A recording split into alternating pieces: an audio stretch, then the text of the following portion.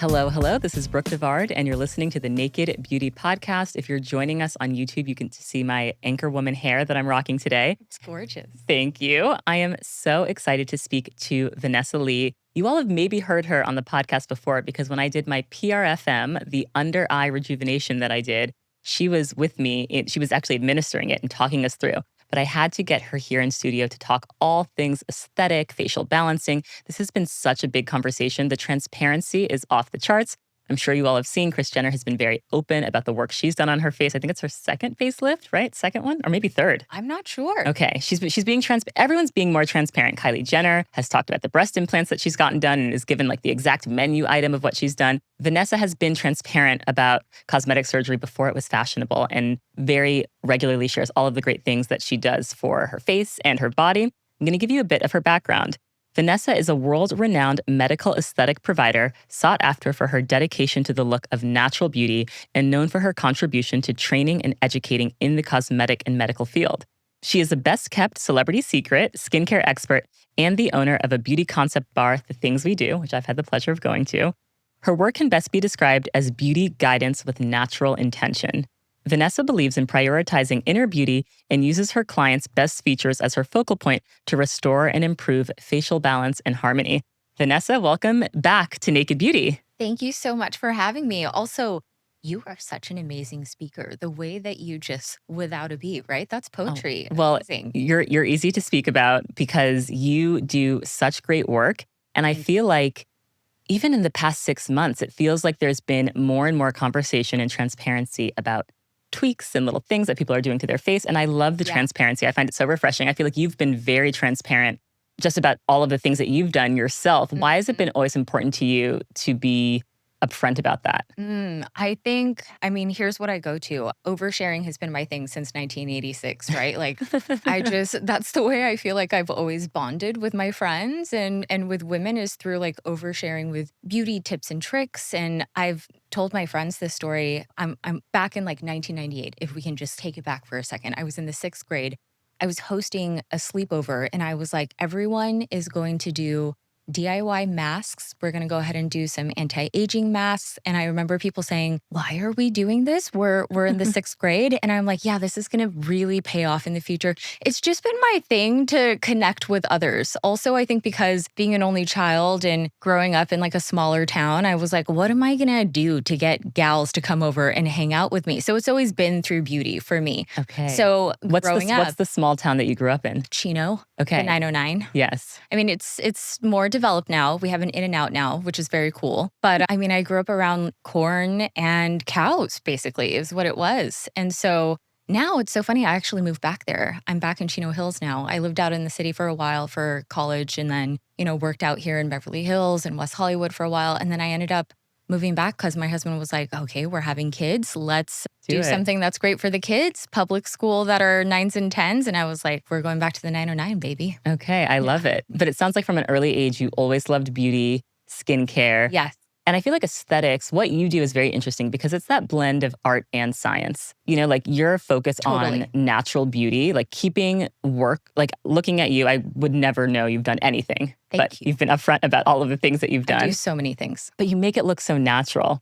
And not to name any names, but I've been watching some reality television lately, a little Love Island here and there, and I'm amazed at the evident work that I see, especially on really young people that are like 21, 22 and have all of this work done, and it doesn't look good. There's so many layers to this. I feel like, okay, because this side of medicine that I'm in, aesthetic medicine, is so subjective, it's really difficult to find yourself in cardiology and have surgeons and docs in that field be like, you know what, I'm just going to wing it according to, my style of how I'm doing things. There's very specific formulas for other facets of medicine. And with beauty and aesthetics, everything really is in the eye of the beholder of how they want to take that beauty treatment.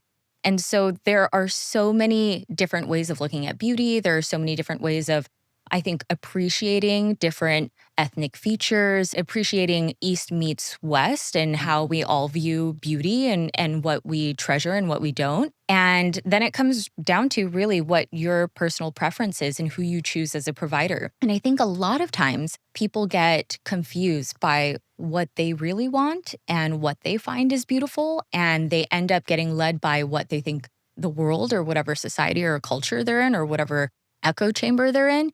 That's what they think beautiful is because other people are saying that this is what it is. And then they find a provider who does these, kind of cookie cutter treatments.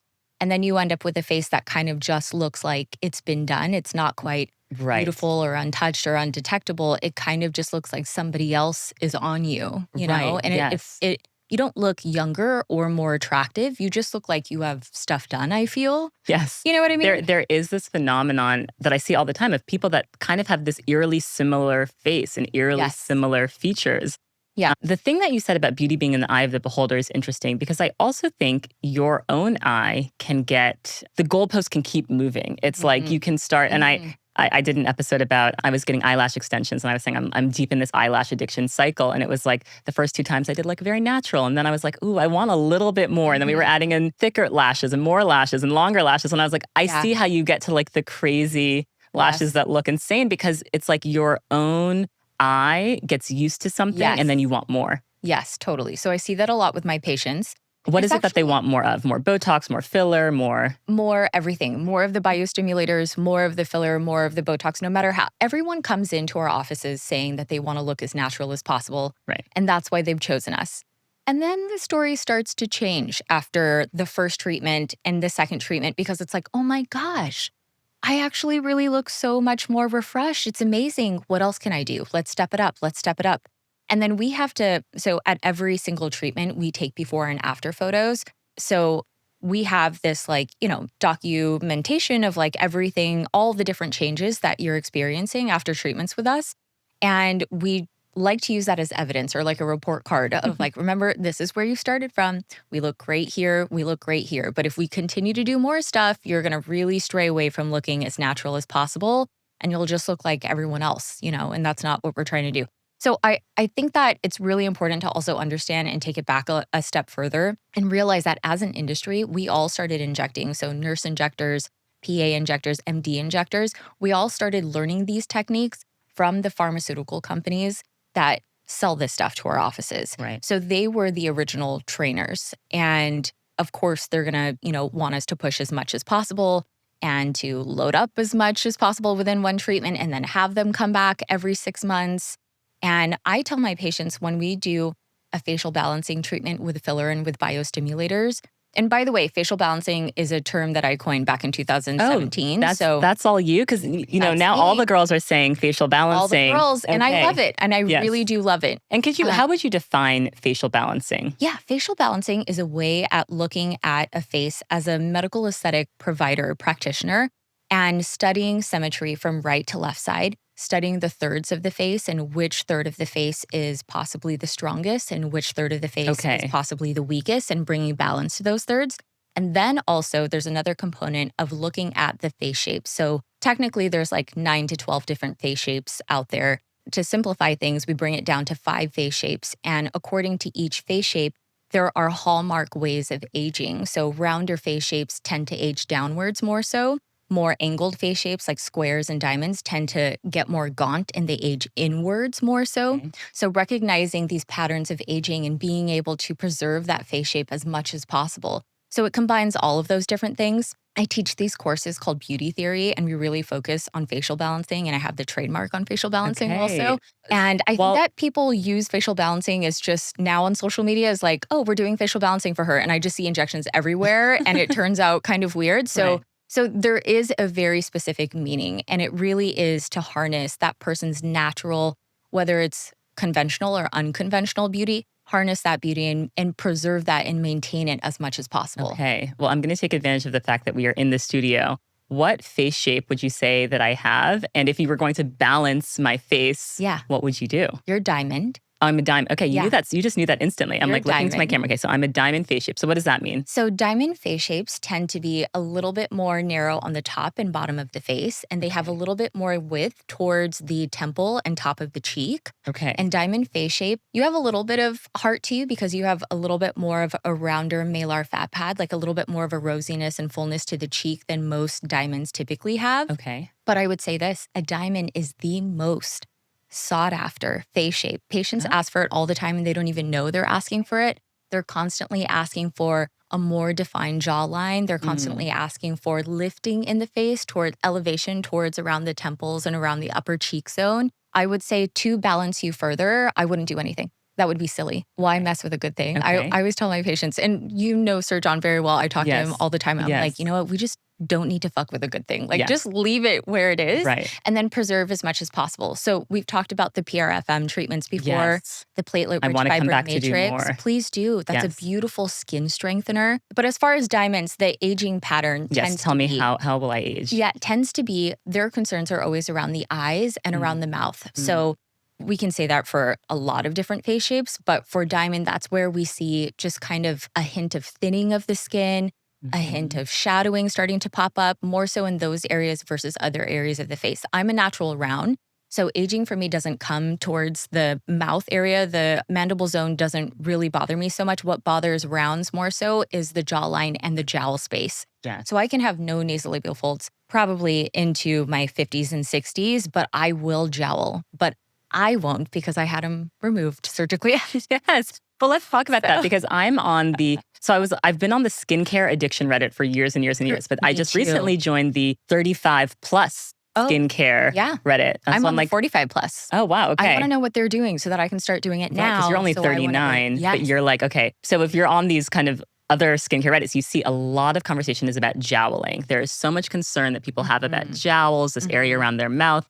I've heard of people doing like facial tightening. Some people say, do I get buccal fat removal? There's a lot I've had that too. Okay, so tell us about the jowl mouth area and what you've done. Love to. I'm so passionate about it. So the true jowl is right here in this area. So if you take the corners of your mouth and then come all the way down, the jowl is just behind it. So if you're working back closer towards the back of your jawline, it's right here in this zone. So when people actually get jowling and come into the office for a treatment for that, it's when the gel, that fat pad, is starting to sink lower than the actual jawline. So now you have this bit of hammocking underneath the jawline. And it's this fullness that's surpassing your jawline. So now you have an uneven jawline or there's like a lower inferior bump. I see. Okay. But some people naturally just have fullness here in comparison. And that's not true jowling. That's just, we have a natural fat pocket here and we don't have a fuller fat pocket closer towards around the mouth. That's more muscle. So as we age, the muscle becomes a little bit more pronounced. The area next to it is where the fat is. And that area starts to look demarcated in comparison to the mouth zone. So as far as diamonds, they're always worried about usually nasolabial folds and then a little bit of marionette because there's not a lot of fullness and subcutaneous fat tissue within that zone to begin with. And also diamond face shapes tend to be a little bit more slim. So that's where it tends to show up. But I think everyone over time starts to talk about that area. And it's so natural because as we age, the tissues are shifting down and forward. And so it's this collection of shadow and fullness here. And it's easiest to just say, oh, it's jowling. So it's a lot of different components for each individual, but I would say gels are hard to deal with. So for heart face shapes as well, because there's some rounding of the cheek. So for heart, for oval, for round, and also I would say for someone who's like in between a square and a round, someone who's more square but has like a fullness to the face, gels pop up very easily for us and much sooner in life too. So I was starting to notice my gels in my late 20s and early 30s. And I went to go visit a plastic surgeon who is Dr. Sharmila Sunder. And she's in Beverly Hills. She's wonderful. Also, woman of color, brilliant mind. And she is double board certified facial plastic surgeon. And she was chief of her residency at Stanford. So she's like a genius. Plus she just looks so natural and so lovely. And I was like, whatever this woman is doing, I need her to do 5 times to my face. So I went to go see her and she was like, we're not doing anything for you. You're so young. And I was like, can you just give me a moment, study my anatomy, tell me. And she's like, you know what? Let me see a picture of your mom or your aunts and your grandma. Let me just like see what your lineage is like, what your genetics are. And I showed her a photo and she goes, oh, we've got to do this. And I was like, I know. You're like, because their jowls were to the ground. And I was like, I know what's going to happen to me. It's just my genetics. Let's do something. So we ended up doing jawline liposuction, and we ended up also doing platysmoplasty. So she took my neck bands, sewed them together, and pulled them back. So I have a longer floor of mouth. So it gave my, I would say, jawline a little bit more space because my neck bands were so forward. And that went so well, and we were just talking about this, that I was like, what else could we do a year later? And she was like, I don't think we do anything. I think you're great. And then I was like, can I just show you what I'm starting to see over time in the women in my family? And she was like, well, yeah, that's the buccal fat. And that starts to shift towards the jowl space and it starts to push on that zone. And so she was like, listen, I'm not a fan of removing buccal fat, but I can reduce your buccal fat slightly so that you still have some beautiful fullness as you age, because you are going to need that. I think that's so important because I think in a lot of people that get the buccal fat removal, like those beautiful baby faces that like are full kind of make you look more young and youthful. And then you can kind of get this very gaunt appearance when you remove that. Yes. And it just ages you. Yeah, and you look tired. Yes. So I was so happy that she was looking out for me. And I was like, great, let's do it tomorrow. And so she ended up scheduling me. We did it. And that's the last thing that I did surgically to my face. And that was back 5 years ago. And I've been so happy ever since. I have been doing skin strengtheners. So biostimulators like platelet-rich fibrin matrix, like Sculptra, but I've been doing Sculptra back in my hairline instead of doing it in the central portions of my face. Tell me about Sculptra in the hairline, and also, can't you also do PRFM in your hairline? Absolutely. Okay. So Sculptra in the hairline, I would place a little bit deeper, and that helps strengthen the skin. It's almost like maybe like 3 to 5 PRFM treatments in one. So it's a little bit more impressive, and it just keeps that tissue nice and thick so that you have almost like a tack back within that zone. And so when I place threads in a face, I know that typically how the West does threads is we go out wide with them. And so we enter wide, we enter out towards the lateral portions of the face, and we come across and then pull back to the side. And so what I love is to pull up and back. So I want a more V shape to the face, and that's a little bit more of an Eastern style of doing things. And instead of having to do threads every 2 years, I've done threads twice in my face, and I'm like, wait, what, is it more than twice? No, twice to my face, and only once every 3 years. And I've also talked to my surgeon about that too. And she was like, it's fine. We talked about the technique that I implement. And she was like, it's gentle, it's minimal, it's totally fine. But if you start doing it every 6 months to a year and placing too many threads, it's an issue if you want to have a facelift in the future. So can we talk about the facelift in the future? Because a lot of people are saying that all of the filler and a lot of times what's better is actually to save your money and just do I hear about partial facelifts, full face, like a lower facelift. I feel like it's very popular now. What do you think about that? I mean, I disagree. I highly disagree. And also, I have quite a few friends who are surgeons, facial plastic surgeons, who also do these injectables. And I think it really comes down to their surgery is great. And I'm definitely getting a facelift at some point in the future. I mean, if that hasn't been established now, I am a surgery girly.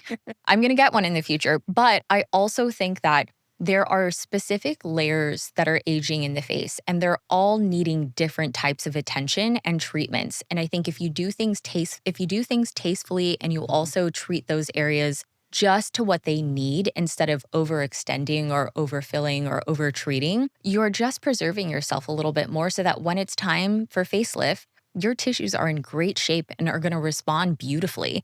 So I think if you just age completely naturally with nothing, that's totally fine and that's a choice. However, it's a little bit more heavy lifting. And also, I like things to be so undetectable that when I have it done, I want people to just, when I'm done healing and I come out of my cocoon, I want people to just be like, oh my God, did you lose weight? Did you get a new, are the brows? What's going on? You look so amazing. Because I've been doing these many things and working up to it. So the difference, by the way, with PRFM and Sculptra in the hairline is PRFM is mainly for making the follicles healthier and really trying to spur back hair growth.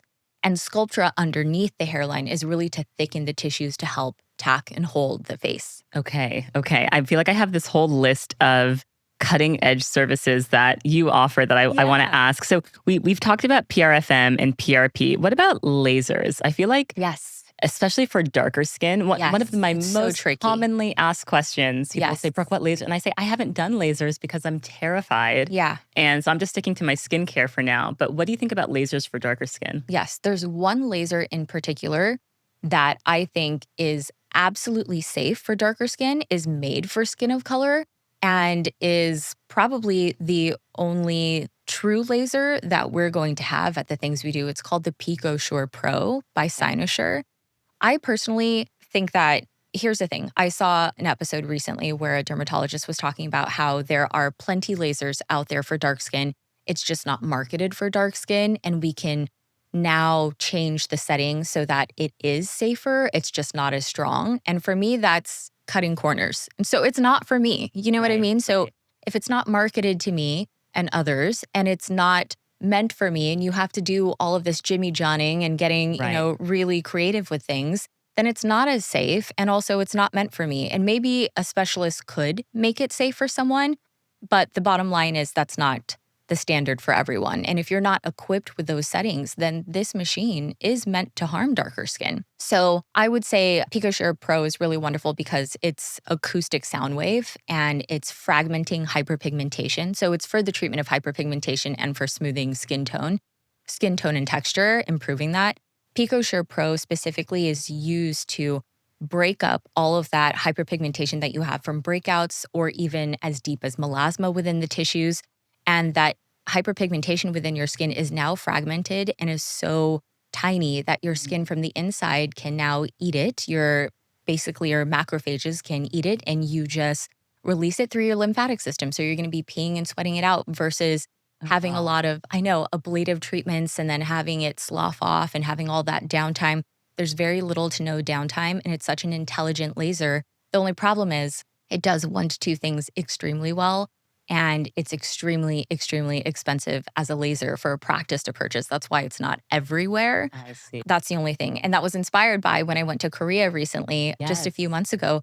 I was out there, and you know that there's so much beauty tourism out that way. And I was like, I feel like you really did Korea the right way. You went in and you were like, this is everything I'm going to get done while I'm here. And you also studied while you were there too. Absolutely. So I was with 2 facial plastic surgeons learning Asian style neuromodulator, Botox placement, and also Asian style threads and Korean style filler and facial balancing and all of that kind of stuff. And do you agree that they are much further ahead than we are? Oh, 1000%. How many years ahead? Like 5 years, 10 years? I think they're always 10 to 15 years ahead of us. Wow. So even with microneedling. Let's really think about that. Yeah. 10 to 15 years ahead of us in aesthetics, in skincare. We know that the sunscreen is like superior, but in facial treatments, you think that they're that far ahead? Yes. And I know this because even when microneedling first came out here in the US, it had already been popular in Korea for 13 years before us. Wow. So it's like, we're held back with ingredients, we're held back with procedures. And some of that is really great because we have regulations that keep us super, super, super safe. And then some of it hold us back from a lot of really great stuff. So in Korea, I had a talk with Dr. Hanjin Kwon, who I had a training with, and he is the CEO of Ultracall, which is like a very, very popular and wildly impactful biostimulator out that way. And he actually did my hands with it, by the way, when I was out there. And can you explain what a biostimulator is? Yeah, so a biostimulator is a treatment, usually an injectable, but it can be a device as well, that is causing your body to do what it does best and heal and regenerate itself when it has a little boost of something. So it can be an injectable. So a biostimulator injectable can be like PRFM or Sculptra. It can be through microneedling. So microneedling is creating controlled, gentle micro channels, which essentially are controlled injuries to the skin and trauma. And your skin wants to regenerate collagen and elasticity and all of that. So he's the CEO of a new biostimulator out there. And he also is very well known and respected for the thread work that he does. And so I was asking him, what's happening out here? Why are you guys so advanced? And why do you guys like to do so many things at once? And how do you guys come up with all of this stuff? Like what's going on out here? And he was like, Vanessa, We have just within this one block, 50 plastic surgeons who are doing everything that I do. And I was in Gangnam, which is like their, Beverly Hills, and everyone Right. gets surgery there. And he was like, and this is just one block. And so you have to be incredibly, incredibly impactful, Mhm. efficient, and you have to show with one treatment how insanely different you are as a plastic surgeon, Right. how good you can make someone look with Right. just one visit. And Right. if not, you failed, you're not going to have a great career. Like you just won't be busy. The So competition breeds yes, excellence. absolutely. And so I was like, that's fascinating. And then after my studies with the two surgeons, so it was about 5 days, we did hands on and we were also doing didactic. I was like, I'm gonna go do some stuff. Let's get some stuff. What's out here? And I had been researching for quite a while also because I knew I had this trip coming up, what to get done. My skin struggle has always been hyperpigmentation. I also have rosacea. And as a brown woman, that looks different for my skin. It almost looks like allergic reactions are happening. And so I've been, in talks with dermatologists for years and years, and no one could figure it out. And then actually, one of my friends who's a woman of color goes, you just have rosacea. And I was like, what do you mean? And she was like, yeah, I have it too. And I was like, no, I don't know. And it just looks so differently Mm. in our skin. And with rosacea, you're getting these kind of like mini rashes that are happening on the surface of the cheeks, is what it looks like. And those mini rashes are bringing so much vascularity to the surface that it turns into hyperpigmentation. Wow. Where for someone who is Fitzpatrick skin types 1 through 3, like very fair skin and white skin with pink undertone, they don't go into the brown. It stays pink and then it fades. And for me, it's constantly hyperpigmentation. And so when I was out there, I was like, at 3 different clinics, what do you guys suggest? And all of them said Pico Shore. One of them said, if Pico Shore is too expensive for you, And how much is because Pico Shore? by the way, Pico Shore out there is like $150. Here in the US, it's like $950 to $1,400 I've seen at some Wow. clinics, which is insane. So there's a huge price difference in these treatments in Huge. Korea. Okay. Huge. So they were like, you could do the Pico Shore. It is the best, and you'll see most results from one treatment. Or, we have other cheaper Picos, which are Pico is a name of the laser wavelength. So we have other Picos that are cheaper. You just have to do more treatments, and it's fine. So it's your choice, whatever one. And I was like, well, I want to do the best, and I'm not coming out here all the time. Right. So Right. give me that Pico Shore. And it was so wonderful of a treatment. I saw my skin clearing up as far as the like brown spots and like some of the scarring and some of that deep pigmentation that I had actually gotten when I was younger and used to be really naughty and not wear sunscreen and just be out in Hawaii, out at the beach, in Newport. And I saw that clear up beautifully after one Wow. treatment. And I was like, this is fantastic. And so I came back 3 weeks later, we bought it, and now we have it in our location at the things we do. Oh my gosh. Okay. So I know what I'm booking when I come to see Oh, you. I can't wait to treat you. I'm Oh, you had Erica Chidi on. Yes. Erica just came in for it. She's posting about it because she was Okay. like, I had no idea how safe this was going to be for my skin. Yes. I'm telling everyone. And I was like, oh my God, thank you. This is No, amazing. she literally texted me and was like, we need to do a full new hour about my skincare because I have Yeah. new things. I'm doing new Yeah. things. I'm doing new updates. So Yeah. her skincare journey has been amazing. It must feel so good to make people feel so good about themselves and good about their skin. It does. So I tell friends and family all the time. I tell this to my kids too. You don't have to make your life look one way when it comes to work or career or your path or whatever it is. You have to figure out what you really love in life and what your God given talent is. Mine is connecting people and making them feel good and showing them their light and showing them their power. And for a lot of women, unlocking our beauty and realizing how comfortable we can be in our own skin. That is what gives us, I feel, so much power within ourselves. And then it unlocks other sides of that power. Yes. And so I love to do that for our patients. Yes. I mean, I think a lot of what you're talking about is having autonomy about how you want to show up and the work that you want to get done. And it's not necessarily like nitpicking or trying to look a certain way, but taking like the power and agency in your hands and saying, okay, this is something I want to improve upon. This is a feature that I love. I want to make it look even better. Yeah. How do you kind of deal with or assess if someone has more like kind of deeper self-esteem issues that maybe like work won't fix? Like, have you ever had to have like a deeper conversation with a potential client or a client that has been coming and wants more and more and more to like figure out what that line is? Yeah. So we work with 2 licensed therapists. Well, actually, one got so busy and she no longer accepts new clients. So we work with 1 licensed therapist now that we refer to. She's a local in Los Angeles and she was a friend of mine out of college. And the reason why we work with her is because there are a lot of patients who come in and there are very clear signals that a person who is sitting in our chair as a patient has body dysmorphia or face dysmorphia. Face dysmorphia. And Okay. What are so, those signs that someone may have face dysmorphia? yeah, so extreme nitpicking at things. So generally, if you look like you're in great shape and your skin looks healthy and your face shape is technically balanced and complete, if someone is showing me in the mirror and pulling the mirror very close to them and saying, hold on, right there, and putting their face in a really strange angle and holding the mirror so close and being like, when I make this facial expression, when I smile, and usually you can see it in like my rear view mirror in a darker garage, I get this line. Can Right. you get rid of that? And it's like, Right. is the line in the room with us? That is the craziest ask, by Right. the way. And I don't say that, but I can see what's happening. This person is spending too much time critiquing themselves and they can't take a step back and see how the world perceives them. Like, Mhm. already you're stunning. And so usually I'm like, okay, let's take a step back. If we do this treatment and we get rid of this line, do you think you are actually going to look younger and more attractive? And usually with someone with body dysmorphia or face dysmorphia, they'll say, I don't know. Mm. And so they're just so lost in all of it. And it's like, I think you need some emotional help, not this kind of help. And then once you get that emotional support, come back and let's talk again. And so we've had patients, first of all, no one has ever been like, how dare you?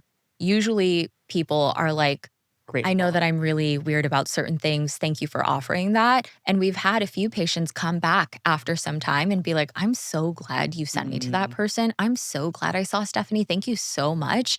I think I'll just do some skincare. I think I'll just do some, but I just wanted to come back and see you and say thank you. And that's been really, really rewarding for us. And that's the Sure. true way of working on beauty is like, let's figure out what's going on in the inside. All of that is connected, and how we show up for ourselves in the inside emotionally, mentally, that reflects in our skin and in our face and in the emotions we most portray that starts to wear on the face. Oh, absolutely. Now, I just zoomed right past this biostimulator in your hands and all Oh, of the yeah. stuff that you did Yeah. in Korea. Please tell me all the treatments you did in Korea. Oh my gosh. Okay, get ready for the And laundry and list. why biostimulator in your hand? Okay, so truthfully, this biostimulator in the hand happened because we needed a model in the training Okay. class. Okay. And So he you was like, volunteered. yeah, he was like, so this biostimulator called Ultracall, we can place it in the under eyes, we can place it in the face, we're going to place it on the jawline. And so we watched him do that. And he was like, oh, I really want to show you guys in the hands too. And he was like, where is the model for the hands? And the assistant was like, we don't have one. And he was like, Vanessa, how about you? And I was like, how do you know that I'm down for everything, Doc? And so, I was like, yeah, let's do it. And so he placed the Ultracall and he placed one vial in each hand.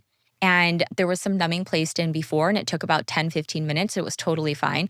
The interesting thing is, he was like, you have to go to the pharmacy afterwards, and this is your prescription. Just bring this to them.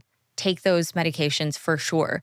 And I was like, what's in here? And he was like, stuff that's going to make sure that you don't have like extreme swelling. And I was like, what's really in here? And I had my Papagao. It's a little app that's like a translator. So I had my Papagao app, like read it and everything. And it was antiplatelets, antibiotics, and also something for pain. And so I was like, antiplatelets, that's really interesting because we don't do that in the US after treatments.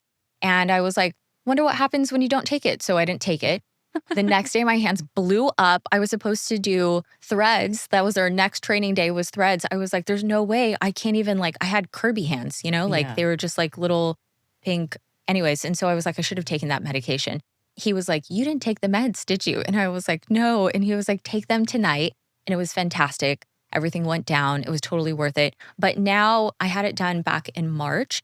The back of my hands were quite sinewy. Right. They 'cause were the hands were- are the first sign of aging, right? one of the first signs, One of the yes, first signs. but it's definitely a telling sign. So usually with hands, it starts to look like the youthful fullness in the back of the hand starts to fade, and you can see the tendons and the muscles and the Yeah. bones start to really poke out. And that's something that I'm particularly not concerned about Right. usually. But when he was like, does anyone want to do this? Now that the results have set in, I'm like, oh, wow, that's actually really nice. These are my 28-year-old hands, like I didn't even know that that's something that, Right. we could actually really do and improve. So I'm really happy that I did it actually. And the results will last years and years. So Okay. I will be losing collagen 4 to 8% annually, all throughout my, And that my happens skin and body. after the age of 25, you lose collagen every year? Or? So after the age of 25, your collagen production starts to Okay. slow down. Got And it. then closer towards your 30s, you start losing 4 to 8% every year, which if we're at the max side of things, if we're at 8%, even 8 to 10%, because we've been baking out in whatever sun, because I hear my patients say, oh, I don't see what the problem was. I wasn't laying out. The sun doesn't care if you're moving or if you're still, you're out in that sun. I know. It's getting you. So yeah, so then in your 30s is when we start losing the collagen.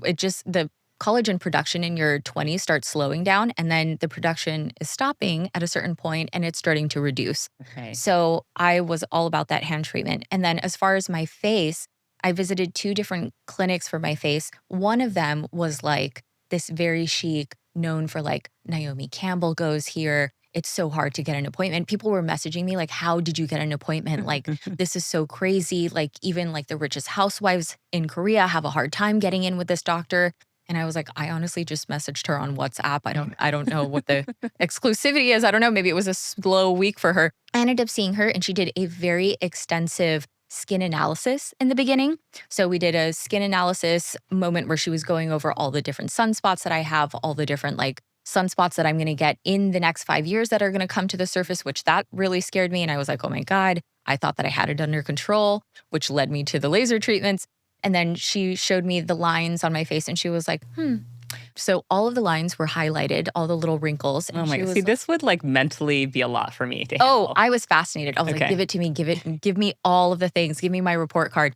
And she was like, have you been doing things? And I was like, we had a translator with us too. And so I was like, yes, I do a lot of things to my face. And she was like, your skin looks really good, especially for your age. We're clocking you at about 3 to 4 years younger. And I was like, thank God all this poking is going to, you know what I mean? Has been like, it's coming to fruition. I was like, fantastic. And she was like, really, let's do some microneedling. Let's do a little bit of like stem cell microneedling for you. Let's do one thera, which is like a baby oil therapy because we don't want to minimize any of the fullness in your face, but let's tighten you up a little bit. Let's do about 45 minutes of microcurrent. I've never had so much microcurrent in my life. Afterwards, my hair was like, it was insane the amount of microcurrent that they gave me. So the treatment wasn't done by the dermatologist. It was done by a nurse afterwards. And I was like, that's an interesting way of doing things because typically what we see is the doctor does the treatments and then you have like a skincare consultant start the, consultation and then the doctor comes in afterwards. So it was opposite. And then I went to a different clinic and I was like, okay, let's see what this experience is going to give me. And I wanted to see if their suggestions would match up. They didn't do a full skin analysis. So I sat down with a skincare advisor or like a beauty advisor. And she was like, so what do you want to do? And I was like, well, what do you think I should do? Right? Like I really wanted the guidance. Right. And she was like, okay, let me look at you. And she was writing notes down, typing. And she was like, hyperpigmentation, let's tighten the face. Let's do some injections. And I was like, what kind of injections? And by the way, I'm not saying what I do. I haven't sent these, this office, my social media. They have no idea. I'm paying for all of this like out of my own pocket. And so she was like, we can do Botox for you. We can do filler. We can do some biostimulators. And I was like, where would they go? And she was like, I don't know, you have to talk to the doctor about it. And I was like, okay, this is really interesting. I'm not going to do any of those things because I'm scared of getting injected overseas. I just want to be close to a physician or an injector after. And I was like, tell me about the biostimulators though. And she was like, oh yeah, like we have stem cells. And I was like, oh, that's fascinating. I wanted to do the stem cell procedure where they take the stem cells and then they do an IV and they can also inject it. I wanted to stick around longer. So I was going to be leaving in a couple of days. And just in case there was complications, I wanted the possibility to stick around. So I didn't opt in doing that treatment. However, I did all the other treatments. Okay, so we did Ondot in the back of my arms, which is a really strong skin tightening and fat dissolving treatment that they told me you can only do this once or twice a year. You cannot do it more than that because it takes so much fat. And I was like, I think I can handle it. Let's go for it. After one treatment, I was like, oh my God, something actually happened. Because, you see these machines that are going on the back of the arms with the gel and you're like, is anything really happening? There's always an immediate effect afterwards where there's a degree of tightening because some massage has happened. But the Ondo was amazing. It's from Italy. It's not approved here in the US. I don't know if we'll get it because it's so powerful and the FDA is really tough with that kind of stuff, but it was fantastic. And then they did Pico laser to my face and my neck is what they suggested, which is really interesting because usually in the US, we're only suggesting things to the face. So they didn't forget my neck, which was fantastic. They did titanium tightening for me, which it's from Alma Lasers, which we do have Alma Lasers in the US, but we don't have the titanium tightening for some reason. So that was to tighten the lower face and also my jawline. And so we did all of those treatments within one sitting, and it took about 2 hours. And I was like, okay, we'll see what happens. When I got back, I think I was like, okay, a little bit swollen. There's a little bit of puffiness, but it doesn't really look like I did all of these different procedures. A couple weeks later, people on my staff were like, did you lose so much weight out there? What's happening? And I was like, why? And they're like, your face is tiny. It's so tight. And I was like, you guys, I did 12,000 things out there. Like, I'm sure it's paying off now at this point. So that's my journey in Korea. I love it. I feel like people are going to listen to this and want to go to Korea to get things done. What would be like your top piece of advice for assessing where to, I mean, it's like, obviously there's just so much in Seoul, like how to figure out where to go, what to budget for. Where do people start? Yeah. So there are a few different tiers of clinics. There's like these, they call them factory clinics where That sounds bad. It sounds bad. It is bad. I think for women who are a little bit more mature and looking for like a luxury, very legit, complete science procedure, it's probably our worst nightmare. Okay. So it's where you can, you walk in and there's tons of people and everything's super, super cheap and they're stacking everything possible, whether it's for you or not. We're avoiding those. Avoiding those at all costs. And I see a lot of influencers on social media who are really young going to those because of budget. And that's where things get really tricky. And then there are clinics that are more popular, but are more expensive because you are getting so much more attention to detail. All of the, doctors there are plastic surgeons and dermatologists there. It's very private. And then there are very, very private exclusive clinics where a lot of these like K-pop celebrities go to, Korean actors and actresses, where it's the doctor doing the consultation. They're going to do all of your procedure. They lay out what the rest of the year is like for you because you have to come in multiple times for all of these different things. So I would say starting off at the mid-tier clinic is great. I think making sure that you're in touch with them and see how they schedule you and how they respond to your questions. And if they offer a translator or if you need a translator is really important. If they have, these professionals who are doing the consultations, if you're going deep into very particular things that you need, you probably want to go to a clinic where it's the doctor doing, the actual consultation. So that's where there's so many of them, you guys. So that I ended up going to Lianjiang is one of the clinics that I went to. And I also went to Evercell. I liked my results from Lianjiang more than Evercell. And that's where the doctors were doing the treatments. And they were more impactful and more efficient within one treatment for sure. Would you mind sharing how much you spent on absolutely. everything you did? So at Evercell, I ended up getting the microneedling with the stem cell, and then they did that baby Ulthera treatment, and then they did the microcurrent forever. And they also did one other thing. I believe it was like an LDM treatment, which is like, hydrating ultrasonic.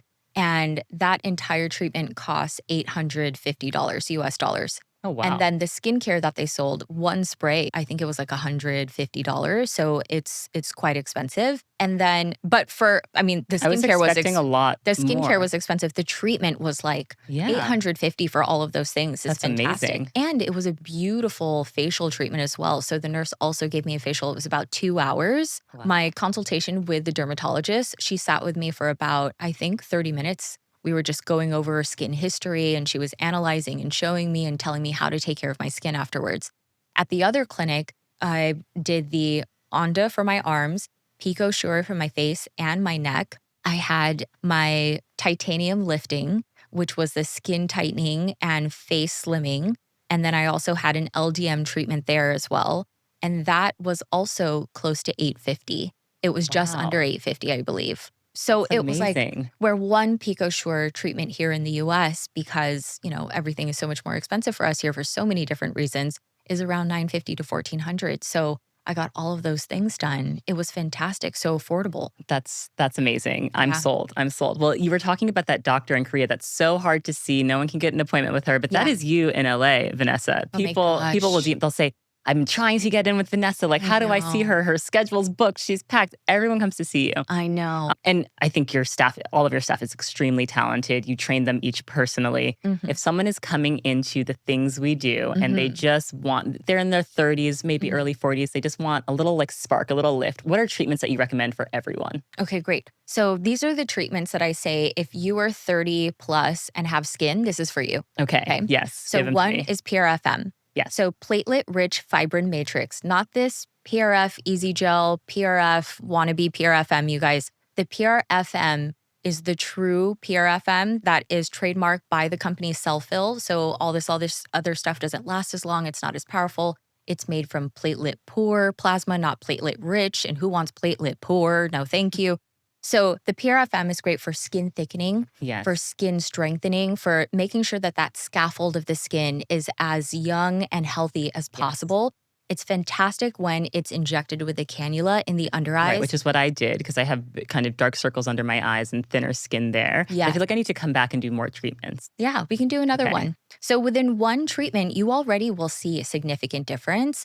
But if you do two in a year, that's like mega lotto. So I really love that treatment for the under eye area, for the fine lines around the mouth, the nasolabial folds, getting into the areas of the marionettes. And then when people smile and they start to get these radial lines back here, Yeah. I do like to treat that area. You Okay. can also treat in front of the ear where that skin starts to thin. When Okay. that skin starts to thin, what happens is the tissues are able to shift forward more easily. So we want that elasticity to be preserved as much as possible. And then Sculptra is a biostimulator that I love to not mess with it everywhere in the face. You'll see these like Sculptra diehards that's like, you can put it anywhere. It's like, remember that movie Meet the Fockers? Like you can milk anything with nipples. You can't. You can't. So I like placing it towards the hairline in the outer portions of the face that really need some heavy lifting as far as like making sure the collagen is as protected as possible, but leave the delicate stuff towards the center of the face to PRFM. And then I would say PicoSure Pro for sure. PicoSure Pro is one of those things where you can do 2 to 3 treatments and be impressed every single time, not just that third time at the very end. You can be impressed and reset your skin. And then I would say those are probably the two or three most important things. I feel like Botox, I love Botox so much. I love neuromodulators so much. I love the Korean tox so much called Jeuveau, which is approved here in the US now that we've started using. I love them so much for smoothing lines and stopping super strong dynamic movement, but I don't like it to freeze the face. Everyone should have movement, you guys. Yes. And that's one thing about Korea, they're not okay with movement. They want Botox all throughout the entire face and they want to have glass still skin. And that's totally fine. But I think for like Southern California, we love emotions. Yeah, We love, expressing. yeah, we I love to love an connect through expressive. that. So I think Botox is great, but just do the right thing. Smooth things out, but don't get carried away. Yes. I'm going to ask you 2 last questions. I truly could talk to you Please. about all of this all day. You've been very upfront about your GLP-1 usage Yes. and how great that's been for you. And I haven't really had a conversation here on Naked Beauty Yeah. with someone that is taking one. What has your experience been? My experience has been so excellent, 10 out of 10, that I bought stock in the company. How about that? I'm not even kidding you. So about a year and a half, I was at Shawnee Darden's. She was having a barbecue. She's a good friend of mine, and she's a great esthetician here And in a great Los host. Angeles. She's a great host. Was it at her house? She is, yes, Yes. she is. And she was like talking to me about this, and she's like, there's this new weight loss thing that everyone's talking about. And I was like, I usually know everything about everything. What is this? And I had just completely healed from a surgery. I had a breast lift. And then the year before that, I had a mommy makeover. So I had like a tummy tuck and 360 lipo, among some other things. And she was like, it's weird that you don't know about this. And then I ended up researching it. And I was like, hold on, I actually really love this because I was reading that it minimizes inflammation. It, stops a lot of like the food chatter in your mind, like all of that. And I was like, let's try it out. I ended up having, well, here's the thing. I spoke to my general practitioner first about it. Mhm. And she was like, you're almost pre-diabetic. I can't prescribe it to you at that time. Mm. And she was like, I just found out I am pre-diabetic. oh my gosh. Well, insurance will cover it then. Oh gosh. And so so I was feeling like my body is going through something. It's so hard for me to shed any weight. I'm eating healthy. I'm working out. I'm pickleballing left and right. How much more can I do? I'm chasing these 3 kids around the house and it's just not dropping. And she was like, you're almost pre-diabetic. I would need you to be pre-diabetic or diabetic to give you this medication to help you. And I was like, Doc, you need me to be sick? You need me to be sick first to give this medication? Like I'm almost there. So then I spoke to a different doctor and they were like, listen, I can prescribe it to you. You're just going to have to pay full price for it. So that was the hard part. I was like, you know what? I just want to try it and see how it goes. Not only was it so helpful for me to slowly and gradually lose weight over time. By the way, that doctor that I was seeing was like, you are going to meet with a nutritionist and a health coach every single week. That's what our program is, because it's a lifestyle change. Because if you stop this medication and you don't go through all of that, then you're going to gain it all back. Exactly. Then what's it all for? So I ended up starting on a very low dose of Manjaro, and it was wonderful for me. But I did notice something that really surprised me.